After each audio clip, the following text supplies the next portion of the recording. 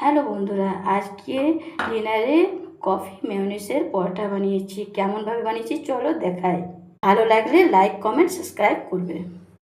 দেখো বন্ধুরা, এখানে প্যানটা গরম হয়ে গেছে, তেল দিয়ে দিচ্ছি। জিরে ফোড়ন, এখানে সিমলা আর গাজর দুটো আছে, দুটো দিয়ে দিচ্ছি। এবার আবার ভাজতে থাকি। আমি এখানে বাঁধাকপি একটা কুচিয়ে নিচ্ছি, এর তারপর লবণ দিয়ে আমি জলটা বার হতে দিয়েছি। এবার এটা নিচুড়ে আমি ওই প্যানের মধ্যে দিয়ে দেবো। দেখো বন্ধুরা, কত জল বেরোলো, কিন্তু আমি জল এভাবে গেড়ে ফেলে দিই। এবার এগুলো শুকনো লেড়ে লেড়ে ভেজে নিই। এখানে কস্তুরি মেথি দিয়ে দিলাম। কফিতে নুন আছে, সেই জন্য আমি এরপর নুন দিচ্ছি। গোলমরিচ গুঁড়ো, ভাজা মশলা গুঁড়ো, চিলি ফ্লেক্স। এবার এগুলো খুব সুন্দর করে ভেজে নেবো আমি।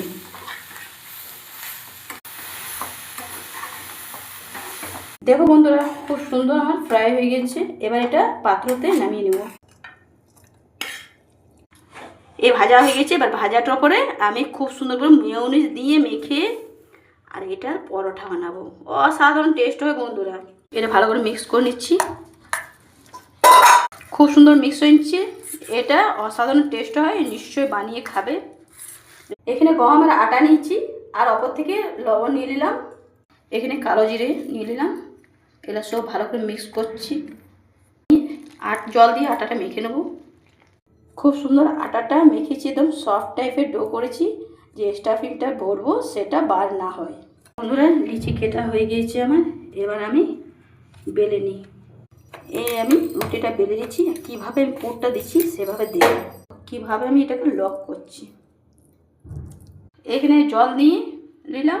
এবার এটাকে ভালো করে মুড়ে দেবো খুব সুন্দর করে। দেখো, এটা হাতের সাহায্যকে এটাকে বড় করে নিলাম, তাতে বেরোলো না। তওয়াতে দিয়ে দিচ্ছি।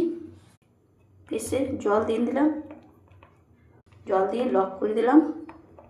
ফেসে ওইভাবে আর এইভাবেই বানিয়ে নেবো সবগুলাই। হাতে দেবে দেবে এভাবে আমি বেলে নিলাম। দেখো দেখো বন্ধুরা, তিনোটা পটা খুব সুন্দর করে সেঁকে নিলাম। এবার তেল দিয়ে দেবো।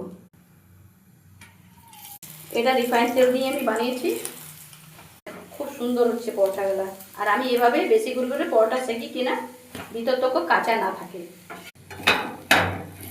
দেখো বন্ধুরা, কি সুন্দর হয়েছে না পরোটাগুলা।